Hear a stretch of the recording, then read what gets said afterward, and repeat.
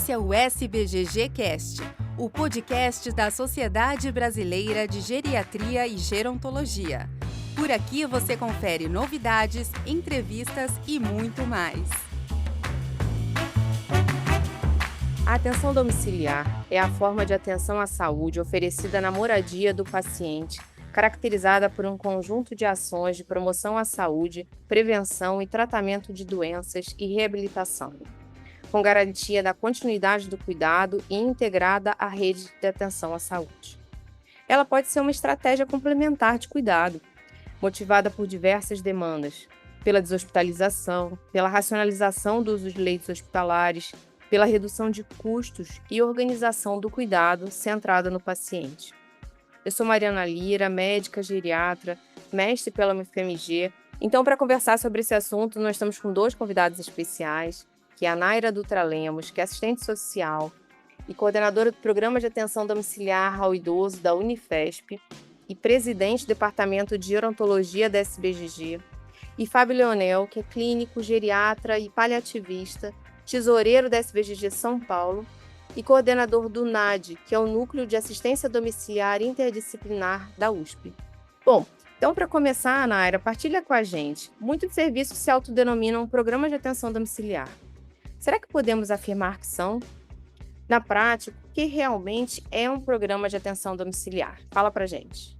Boa tarde ou boa noite, na hora que vocês estiverem ouvindo. É um prazer estar aqui com vocês. Eu coordeno o PAD, então é o Programa de Atenção Domiciliar ao Idoso, e é importante a gente estar tendo essa conversa hoje para ter visões diferentes de programas semelhantes, mas com algumas diferenças, né, Fábio? Eu acho que essa questão de se denominar atenção domiciliar tem sido bastante comum. Às vezes, o serviço é um serviço hospitalar, vamos dar um exemplo do serviço público, que por algum motivo muito específico ou pontual, alguém de uma equipe vai fazer uma visita domiciliar e pronto. Isso não é um programa de atenção domiciliar. Outra coisa que também muitas vezes nos confunde e termina entrando no mesmo bojo, vamos dizer assim, são os programas de home care, né, que são das empresas privadas e tudo mais. Hoje nós vamos falar aqui especificamente de programas ligadas a algum serviço público, à comunidade de maneira geral, e mais do que isso, como você mesma falou, integrados à rede de serviço. Então, a diferença maior é ter uma continuidade, né, ser o serviço de continuidade, ou programas de home care, que na realidade a gente ainda não encontrou um nome no Brasil, continuamos chamando de home care, que tem algumas diferenças com a atenção domiciliar. Ótimo, Naira. E aí, Fábio, eu te pergunto nessa linha, quais são as diferenças, então, entre o home care e a atenção domiciliar? E como essas diferenças impactam na qualidade de assistência, custo-efetividade e sustentabilidade dos sistemas de saúde? Muito bem, obrigado pelo convite.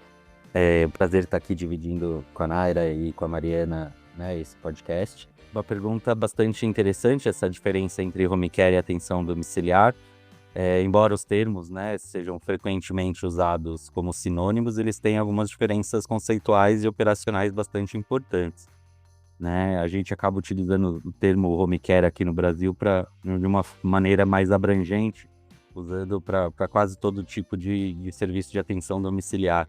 Mas por definição mesmo, né, a gente tem o home care como um modelo privado ou conveniado, geralmente de assistência domiciliar, que inclui o termo que a gente fala que é internação domiciliar, tá?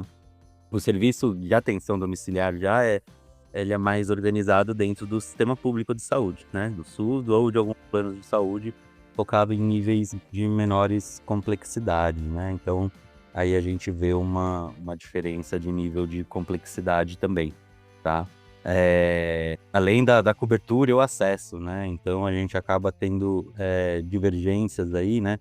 No sentido de home care, com a complexidade do cuidado. Ela abrange cuidados básicos até a internação domiciliar, e a atenção domiciliar basicamente é voltada para o paciente com uma menor necessidade tecnológica e, né, mais focado em acompanhamento clínico, reabilitação, etc e tal. Sendo que ultimamente a gente até consegue, pela serviço de atenção domiciliar, atender pacientes com maior complexidade. né? Então, pacientes em ventilação mecânica, sondas interais, medicações intravenosas, etc. e tal. Então, aqui no Brasil, a gente tem o programa de saúde pública que chama Melhor em Casa, que é um tipo do serviço de atenção domiciliar que a gente tem de modelo, né? E é destinado a todos os pacientes do SUS, né? Então, basicamente, essa é a diferença, né? O home care pode ser contratado de forma particular ou coberto por plano de saúde. E o programa Melhor em Casa de atenção domiciliar é basicamente destinado aos pacientes do SUS. E é isso, né? Basicamente a gente tem uma dimensão maior no impacto na qualidade de assistência, no custo-efetividade, na sustentabilidade do sistema, enfim.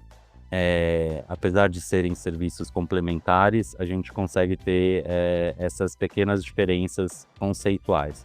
Eu acho que deu para tentar resumir um pouco aqui essas diferenças. Você quer completar, Naira? Eu gostaria de fazer uma complementação. O Melhor em Casa é um programa até não muito antigo, né, Fábio? E veio para... 2011, isso. 10 anos aproximadamente. Ele veio principalmente para dar suporte às prefeituras, né? Então, os pequenos municípios entram nesse processo junto ao Ministério da Saúde, e aí eles recebem uma verba e vão desenvolvendo esse programa de acordo com as condições do município. Acho que o Fábio depois pode falar um pouquinho. No HC, a característica é que foi feito com um hospital, mas acho que diferentemente, muito pouco diferente, né, Fábio? Perfeito. No caso do meu PAD, ele é um programa de uma universidade, também é SUS, mas é de uma universidade federal. E a diferença básica entre os dois, acho que é legal a gente falar isso para vocês continuarem depois entendendo toda a entrevista, é que o PAD atende exclusivamente idosos, por ser ligado a uma disciplina de geriatria e gerontologia. O NAD, o Fábio pode esclarecer melhor, atende em sua maioria idosos, mas não só, né, Fábio? Que é a característica do Melhor em Casa. O Melhor em Casa não atende só uma população. Exato. O nosso programa e alguns outros, acho que pouquíssimos, nem sei dizer quantos tem em São Paulo, acho que quase nem tem, atende só idosos, só com profissionais da área de geriatria e gerontologia. Então, essa é a diferença básica. O NAD, só para complementar também, só para explicar a história, né? Ele foi fundado pelo serviço de geriatria também, e no começo também era destinado a atender somente idosos, né? Depois cresceu, né, Fábio? Depois cresceu, né? Então foi um movimento de dentro do hospital, tanto que ele é ligado ao Hospital das Clínicas, ao Instituto Central da Faculdade de Medicina da USP, né? Então a gente tem que... o desenho do NAD, ele se transformou para a gente atender público de todas as idades. Mas eu posso... Todas as faixas etárias. Né? Todas as faixas etárias, mas a gente predominantemente atende pacientes idosos, que eu acho que é o perfil do paciente que a gente tem hoje em domicílio, né? Então, 80% dos nossos pacientes ainda são idosos, né? Muito idosos, fragilizados e que precisam dessa expertise do geriatra, do odontólogo do lado para a gente ter essa dimensão de cuidado, né? Por isso que o programa chama Melhor em Casa. É engraçado porque justamente quando veio o nome, era para difundir, né, que a questão da deshospitalização, né? O tratamento em casa era muito melhor para esse perfil de paciente. Então existe um nicho, né, um núcleo de um nicho de pacientes que se beneficiam muito de atendimento domiciliar. Por isso que o programa, que é do Ministério da Saúde, se chamou Melhor em Casa, né? Muito melhor em casa do que internado num hospital. Então, é mais ou menos nessa linha que a gente trabalha. Acho que a partir dessa explicação vai ficar mais fácil para vocês entenderem o contexto, né, Fábio? Exato. Fábio e Naira, foi excelente a fala de vocês. Eu acho que realmente eu tenho certeza, né? Fábio falou da expertise do profissional, tanto da geriatria quanto o especialista em gerontologia, no atendimento desse paciente idoso em casa. E outra coisa que o Fábio levanta, né, é a denominação Melhor em Casa. E aqui em Belo Horizonte, a gente tem o Sul do Hospital das Clínicas da FMG, o programa Mais Vida em Casa. E que, na verdade, teria, né, Fábio, essa mesma perspectiva, né, de ofertar o melhor tratamento, né, da sua casa, perto da sua família, enfim, com as intervenções necessárias, né, e os profissionais necessários. Bom, seguindo então, Naira, queria te perguntar, quem que é o paciente elegível para o atendimento em atenção domiciliar? E como fazer a adequada triagem deste paciente nas unidades de internação? Vamos lá. O paciente elegível é aquele que, por circunstâncias diversas, não tem acesso ao serviço público de saúde, seja por questões sociais, né? Mora sozinho, já é excluído dos programas de maioria, na maioria delas, já não é critério, porque nós precisamos de alguém que esteja com ele para a gente passar as informações. Então, esse de cara já é o paciente que, infelizmente, o Brasil não dá esse suporte de um cuidador ou alguém para a gente poder atendê-lo em casa. Então, tirando esse critério, vamos dizer assim, de exclusão, é o paciente que não tem condições de acesso, porque ou mora, dá exemplo claro de pacientes que a gente tem no quarto andar de um predinho que não tem elevador. Então, ele é cadeirante, talvez se ele morasse no andar térreo, numa casa, ele conseguisse ir até uma UBS. Mas imagina descer aquele paciente. E o paciente que realmente precisa de um cuidado multidisciplinar, não necessariamente um paciente acamado, né? Pode ser um paciente com dificuldades de locomoção e outras questões que impossibilitem ele chegar na unidade básica, numa UPA quando necessário. Então, é aquele paciente mais dependente e com necessidades muito específicas. E acho que posso dizer que em todos os programas de atenção domiciliar, não importa muito o modelo, um dos critérios fundamentais é ter alguém que cuide dele. Pode ser um cuidador formal, pode ser um familiar, pode ser um vizinho, alguém que dê a ele suporte e que a gente possa orientar essa pessoa. Então, acho que o perfil é esse, paciente com dificuldades, com questões sociais importantes, com questões de locomoção, pacientes mais dependentes e que tenham necessidade efetiva de receber aquele grupo, aquela equipe. Também não é muito comum e fica um pouco mais difícil, aí seria um paciente mais complexo, aquele paciente que depende de um equipamento de monitoração à vida, aí fica mais difícil. Mas é este paciente que poderia ser atendido no OBS caso essa nossa OBS tivesse esse perfil de atendimento e que pudesse recebê-lo em qualquer circunstância. Não é o caso, é um paciente mais dependente e que precisa de uma atenção especializada, com certeza. Excelente, Naira. Fábio, quais são os benefícios da atenção domiciliar para pacientes, familiares e cuidadores? O processo, né, de atendimento em casa, essa modalidade, né, de serviço de saúde, ele traz diversos benefícios, tanto para pacientes como para familiares, para cuidadores, enfim, né, é um processo de cuidado mais humanizado e mais eficiente. A gente pode até pensar aqui para os pacientes, né, especificamente o conforto e o bem-estar de estar dentro do ambiente familiar, né, reduz o estresse, ansiedade, enfim, né, nada como estar dentro da sua casa para ser atendido. A gente tem menor risco de infecção hospitalar, né, o paciente deshospitalizado, ele tem menor chance de sofrer iatrogenia, de sofrer com infecções intra-hospitalares, enfim. O atendimento centrado no paciente, né? O atendimento é personalizado, os cuidados são adaptados às necessidades individuais do paciente. E com isso a gente tem uma maior adesão ao tratamento, né? A proximidade da família, o conforto do lar, a família consegue incentivar mais o paciente a seguir as orientações médicas da equipe, enfim. E para a família também é muito importante, eles participam mais no cuidado, né? Eu acho que esse engajamento social, a Naira sabe mais do que eu, a família ganha um outro status, né? A família sai do simples acompanhamento e tem um papel ali protagonista junto com o paciente, né? Então pode acompanhar de perto a evolução do paciente. Tem a questão de custo, né? Deixar o paciente em casa para familiar reduz muito mais os custos, né? Do que uma internação hospitalar prolongada. E saber que o paciente, né, está em casa, está sendo bem cuidado, traz mais segurança, né? Maior tranquilidade para a família. E você tocou também, Mariana, no contexto dos cuidadores, né? Então é uma preocupação que tanto eu quanto a Naira, a gente se preocupa com os cuidadores, né?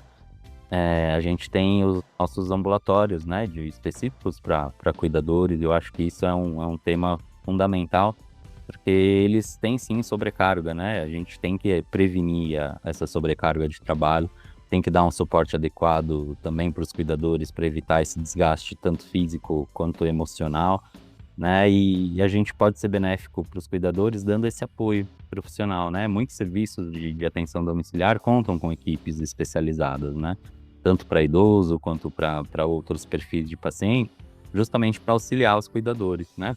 Ajudar a planejar o cuidado, a rotina, como que estrutura, né? Um cuidado integrado ao paciente, isso para os cuidadores é fundamental. Naira, você quer complementar?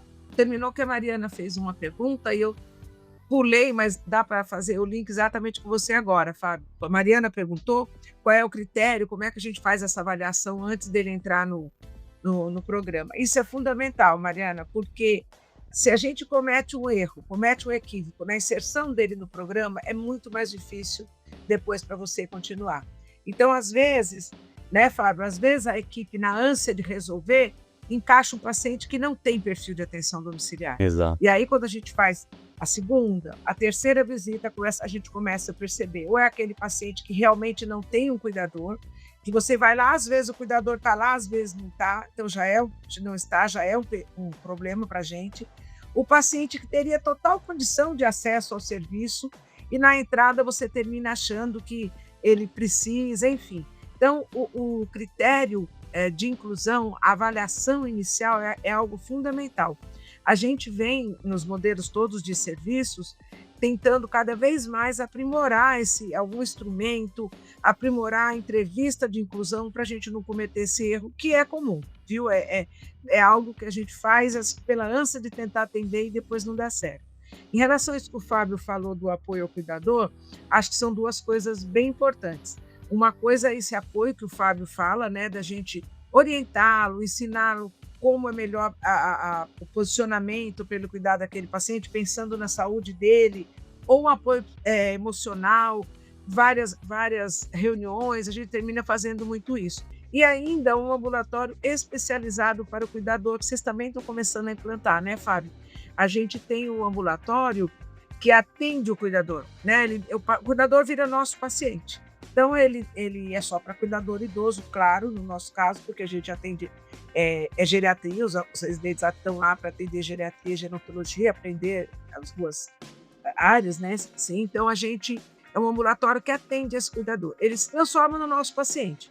Ele é atendido por médico, assistente social, psicólogo, e aí ele vira um outro paciente que ele estando bem, a gente pode cuidar, mas aí ele pode cuidar melhor do seu paciente, mas aí depende dele, né, dele querer participar. De qualquer maneira, como o Fábio disse, qualquer serviço tem que estar preparado para dar o suporte a esse cuidador. A gente já está numa fase, Mariana, eu acho que falo por mim, pelo Fábio, que a gente já nem fala mais de cuidador, mas de família cuidadora, né, porque termina que em muitos casos a família toda é envolvida, né, Fábio? Todo mundo, de alguma maneira, adoece junto, sabe? Ou se envolve a tal ponto que a gente tem que chamar de família cuidadora. Mas é exatamente isso, são pontas que a gente tem que acertar para poder cuidar melhor do paciente. O cuidador é fundamental, ele é o nosso parceiro mais importante. Exato. O nosso ambulatório já vai fazer 10 anos já, Naira. Não é tão novo, não. Ele tem uma característica um pouco diferente do nosso, mas é uma iniciativa sensacional. Todo mundo deveria ter, né, Fábio? Nossa, todo mundo deveria ter alguma coisa nesse sentido. É fundamental para quem faz assistência domiciliar, né? Não dá para caminhar sem esse suporte ao cuidador. Infelizmente, a gente não tem na legislação nada que nos incentive a isso. Nós já tivemos lá atrás, na primeira Política Nacional de Saúde do Idoso, não se falava ainda pessoa idosa, tinha um trecho muito claro, né? O nosso ambulatório fez 20 anos, 23, acho. Tinha uma informação que orientava aos serviços a cuidar do cuidador, especialmente mulheres idosas cuidadoras. Mas isso foi abolido, então a gente não tem nada que, do ponto de vista político, nos ajude, né, nos incentive a implantar serviços como esse. Mas tem sido uma batalha aí da gente de mostrar que esse serviço existe e que a gente precisa valorizar o cuidador tanto quanto a gente valoriza o atendimento ao paciente. Isso na verdade é perfeito, né? A fala do Fábio, gostei muito, Fábio, quando você fala que a família é protagonista no cuidado domiciliar, na atenção domiciliar. Totalmente. Isso é uma verdade, só que quando a gente fala em colher benefício, a gente tem que pensar que um paciente, quando ele é eleito, né, para ir para atenção domiciliar, a família tem que ter muita segurança na equipe, né? Então, eu confio naquela equipe, eu confio nas consultas subsequentes, eu vou ter apoio, né, dessas pessoas, porque realmente eles são protagonistas no cuidado. E isso que Nara fala, né, família cuidadora, adorei esse termo. E esse olhar, né, da atenção domiciliar dos dois ambulatórios em relação ao olhar sobre o cuidador é fundamental. A gente fala de cuidando de quem cuida, né, que adoece, às vezes falece, né, até antes, né, do paciente, e que realmente deixa de ser, né, deixa de cuidar da sua própria vida para cuidar do seu ente querido, né. Bom, então seguindo aqui, Naira, quais são os principais desafios que os profissionais que atuam em atenção domiciliar e quais possíveis caminhos para vencê-los? Fala um pouquinho pra gente, Naira. Eu acho engraçado como a gente percebe, acho que pela trajetória, né? Eu estava pensando aqui quando a gente começou no nosso programa, minha primeira fonte foi o NAD. Eu fui lá entender, ver como funcionava e tenho muito orgulho e carinho de dizer que aprendi muito lá. E a gente vai começando ao longo da nossa trajetória na atenção domiciliar, eu tenho percebido que esses desafios têm ficado cada vez mais difíceis de serem ultrapassados. Vou dar exemplos. A gente sofre muitas questões em relação à violência nos locais. Então, por exemplo, nós estamos com uma família que o cuidador, o filho, tem algum problema aí com alguém de alguma gangue, de alguma coisa parecida, e ele está acuado. Então, ele pediu para a gente não ir na casa, porque ele tem medo da gente sofrer alguma represália de alguém pelo qual ele está o ameaçando. Ou a própria estrutura, o próprio bairro, isso é uma coisa que assusta muito, especialmente quando a gente fala de residentes, né? Residentes das diversas áreas, médico, enfermagem, serviço social, o pessoal fica um pouco assustado. Isso é uma das dificuldades que me veio agora. Mas eu acho que a maior dificuldade é ainda, talvez eu esteja falando só do meu caso, não sei, acho que no NAD isso já avançou um pouco, mas pelo que eu converso com as minhas colegas de lá, acho que ainda tem um pouco disso, é a falta de compreensão, eu diria a incompreensão do modelo hospitalocêntrico da importância da atenção domiciliar. Nós demoramos anos, Mariana, para mostrar ao hospital que a gente trabalha que ele era importante. Nós ficamos um período sem enfermeira, um período enorme sem carro. Imagina fazer atenção domiciliar sem carro. A gente restringiu a área para um número pequenininho de casas e de moradias, numa área de no máximo 3 quilômetros, que dava para os meninos irem a pé ou de ônibus. Então, eu acho que esse modelo, talvez o Fábio também tenha sofrido, eu acho que a incompreensão dentro de um modelo hospitalocêntrico, de um grande hospital, do quão importante é a atenção domiciliar. Eu já ouvi várias vezes, mas por que mesmo que você faz atenção domiciliar? Cuidar do idoso em casa não é a mesma coisa de mandar ele para o OBS, de quem não trabalha na área, sabe? Então, eu acho que este é o maior desafio. E eu penso, pelo menos na minha vivência, que esse desafio ele só pode ser ultrapassado fazendo, mostrando que ele é importante e que ele faz parte, sim, do SUS, né? E está claro lá que o SUS tem que ir aonde precisa chegar e batalhar para isso. Eu sinto que a gente evoluiu muito, já foi bem mais difícil. Mas esse é um modelo, esse é um desafio muito importante, muito sério que eu acho que a gente tem. E a questão mais recente que é essa da violência nos locais. Isso assusta um pouco. Constantemente eu tenho residente que fala, professora, a gente foi lá, mas já com medo de ir naquela casa por causa do lugar, né? Então essas são duas questões importantes, mas eu ainda acho que a incompreensão do modelo, da necessidade, do valor do modelo é o maior dos desafios. Eu posso complementar, Mariana? Claro. Um desafio, Naira, que eu acho também, que é o que a gente faz na formação, né, dos nossos residentes, seja médicos, seja especialistas, o da questão mesmo de quão profissional esse paciente é. No sentido de quem trabalha em atenção domiciliar, quem trabalha em home care, normalmente é visto como um subemprego, um subtrabalhador, sabe? Não deu certo dentro do hospital, foi trabalhar, né, na atenção domiciliar. É a própria desvalorização, né, Fábio? Perfeito, né? Eu queria chegar aí, né? Justamente na questão tanto financeira mesmo, né?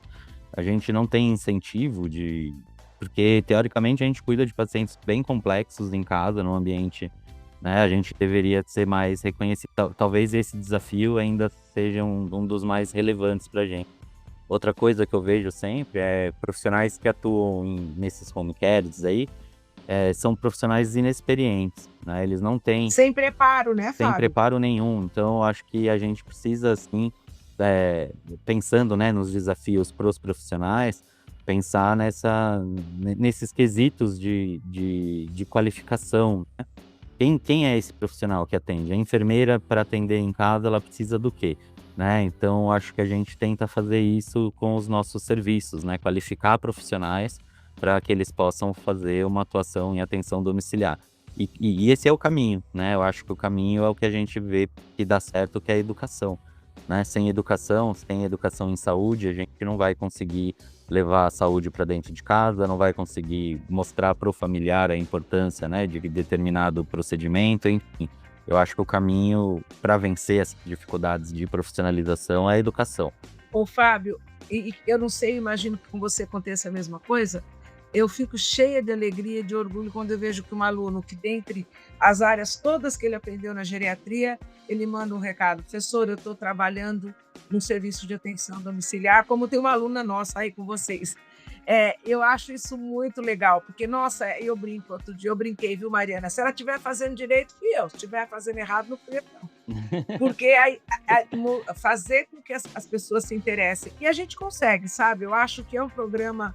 Trabalhar no domicílio é uma coisa tão apaixonante, porque você vê o resultado, está ali na tua cara, você está vendo Exato. que o paciente melhorou, você está vendo se ele tomou o remédio ou não, né? Você está vendo se ele está seguindo. Então, eu acho que tanto eu quanto o Fábio somos suspeitíssimos aí de falar de atenção domiciliar, até porque a gente circula nas outras modalidades, né, Fábio? No hospitalar, no ambulatório. Exato. E trabalhar no domicílio não tem nada igual. Isso é lindo, né, Naira? Na verdade, você e Fábio veem com certeza os frutos, né, do trabalho de vocês do dia a dia, né? Então, assim, e até reproduzindo em outros, né, serviços de saúde. Então, acho que, assim, unindo a fala dos dois, eu acho que a capacitação e a qualificação dos profissionais, tanto de geriatria quanto especialistas em gerontologia, com certeza gera aí mostrar que esse profissional que trabalha em atenção domiciliar pode fazer a diferença, e isso gera, né, Naira, uma conscientização da importância, né, dessa atenção domiciliar no cuidado longitudinal desse paciente. Então, eu acho que vocês com certeza produzem frutos porque vocês fazem a diferença no dia a dia de vocês, viu? Parabéns. E aí, continuando, Fábio, fala pra gente, por favor, se existem muitos programas de atenção domiciliar públicos especializados no atendimento à pessoa idosa, ou seja, com profissionais de geriatria e especialistas em gerontologia. E quais são os benefícios de ter esse profissional qualificado numa equipe de atenção domiciliar? A gente já até falou um pouquinho, né, Fábio? Isso, eu acho que vai bem na complementação aí do nosso raciocínio, né? Eu acho que a gente precisa ter profissionais qualificados, né, justamente para a gente atender essa demanda cada vez mais específica, né? Então, a gente tem bastante programa de atenção público domiciliar, tá? Poucos especializados em atendimento à pessoa idosa, né? Que seja especificamente só para pessoa idosa. Acho que o nosso é um dos poucos em São Paulo, né, Sim, Fábio? então o modelo mais frequente de acontecer é o que atende todos os pacientes, né? De crianças até a pessoa idosa. Mas a expertise, né, dos profissionais de geriatria, dos especialistas em geronto, é exatamente esse, né? Os programas de assistência domiciliar surgiram basicamente por programas de idosos, né? A dificuldade de locomoção, pacientes acamados, pacientes com doenças crônicas neurodegenerativas, por exemplo, né? Todos esses como é que se diz, né? É o dia a dia do médico geriatra, né? Então a gente acaba sendo uma pecinha de um quebra-cabeça grande, que é uma peça fundamental nessa atuação. Então, a grande maioria dos serviços que eu conheço, do Brasil todo, né, de atenção domiciliar, eles têm alguma pessoa ou algum profissional da área da geriatria ou da gerontologia. sabe? E o benefício de ter um profissional qualificado nessa equipe é muito relevante, né? Então, a Naira já pontuou que a gente tem formação, a gente tem residentes aqui, né? E é muito interessante a gente ver a prática desses residentes quando eles saem para fazer a consulta, né? A consulta domiciliar, porque é uma prática totalmente diferente do que eles estão acostumados, né? A gente agora está tendo uma proximidade, além, né, do serviço de geriatria, de gerontologia que a gente tem no Hospital das Clínicas, a gente está tendo uma proximidade com o pessoal da medicina de família, né? Que também é um dos pilares e fundamentais do atendimento domiciliar, porque eles atendem todas as faixas etárias, né? Então, cada vez mais a gente está buscando qualificação, né? Então, quem historicamente tem formação com a gente são residentes de clínica médica, de cuidados paliativos, de geriatria, e agora são residentes de medicina da família e comunidade. Então, eu acho que a atenção domiciliar ela vai ganhando espaço, né, como modalidade de atendimento, justamente contra aquela questão hospitalocêntrica que a Naira falou muito bem. A gente ainda vive essa cultura que, para mim, é o maior gargalo ainda que a gente tem no processo de deshospitalização. Então, para a gente poder ter credibilidade e os profissionais acreditarem que é sim possível cuidar em casa, e é possível cuidar melhor em casa, a gente precisa ter bons profissionais formados, né? Eu acho que esse que é o caminho. E, de novo, acho que a gente acaba indo na educação, né? Então, qualificação, público especializado, atendimento da pessoa idosa, e daí acho que o geriatra e o profissional, né, especialista em gerontologia tem um papel de destaque, né? Por quê? Porque ele consegue ter esse olhar do centrado no paciente, né? Ele consegue desfocar ali de um problema específico e consegue ver a situação como um todo, como um problema social, como um problema familiar, como um problema físico, como um problema de saúde mesmo, né? Porque a coisa mais fácil que a gente tem é receitar um remédio, passar um remédio para alguém. O difícil é ter esse olhar que a gente tenta ter quando a gente entra num domicílio e tentar enxergar todas essas possibilidades, essas variáveis que tem no atendimento domiciliar. Quer complementar, Naira? Quero, eu estava aqui pensando, né? Eu acho que a gente, né, tanto o Fábio quanto eu, que somos da área de geriatria e gerontologia, sempre vamos ter um olhar diferente no domicílio dos outros profissionais que não são da área. Primeiro, porque a gente, no meu caso, só encontra o idoso, mas o Fábio também encontra outras faixas etárias, mas com certeza o grupo maior é de pessoas, né, idosas. Mas acho que é um privilégio para a gente, né, poder trabalhar no domicílio e poder ter ao nosso lado pessoas que estão querendo aprender geriatria e gerontologia. Perfeito. Né? Vou confessar uma coisa aqui, Fábio. Quando eu comecei no PAD, eu ia lá no NAD e falava, nossa, que inveja, eles têm não sei quantos mil pacientes, a gente só tem 60. Sofria, né? Até que uma colega do Fábio me disse o seguinte, Naira, a gente tem todas as áreas, então a gente tem alunos super interessados nos idosos e outros nem tanto, porque eles não vão fazer geriatria, né, Fábio? Eles vão fazer dermato. Você é privilegiada porque todos os seus estão fazendo geriatria. Isso ficou na minha cabeça, nunca mais eu esqueci e acalmei meu coração depois desse dia. E aí entendo que são programas diferentes, modelos diferentes, mas acho que poder passar para essa, vamos chamar de meninada aí, o pessoal que está aprendendo geriatria e geronto, e fazer com que eles vejam que é de fato atender a pessoa idosa, vamos dizer uma terminologia antiga, né, nua e crua ali na casa dele, é um privilégio. A gente poder ter essa oportunidade de fazer isso e ver que isso dá certo, né, Fábio? E acreditar nisso. Sim, eu acho que a gente está aqui por causa disso, né? Porque a gente acredita. Com certeza. E eu lembrei de uma outra coisa agora, né, no currículo básico, né, de formação médica de geriatra, existe pelo menos 15% da carga horária. É exigido, né, Fábio? Exigido, isso. Então, todos os programas, né, de programa de residência médica tem que ter serviço de atendimento domiciliar. Né? Assim como medicina de família e de comunidade também tem que ter. Isso ajudou bastante, né, Fábio? Muito. Ajudou muito, porque mostra que tem que existir o programa. E eu tenho uma resposta muito boa dos meninos de que gostam de cuidar de trabalhar na atenção domiciliar. É uma coisa muito rica. É um retorno muito.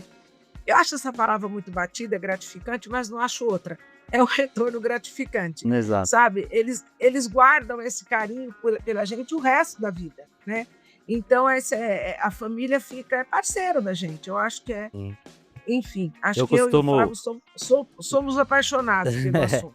eu costumo brincar pros meninos de novo, né, para os residentes quando eles começam, né, se alguém já fez assistência domiciliar, se alguém já participou de alguma visita em domicílio, tal, se alguém fala: "Não, não", ou eu não gosto disso, eu prefiro atender no hospital, prefiro atender porque é preferência, né, cada um vai ter a sua preferência.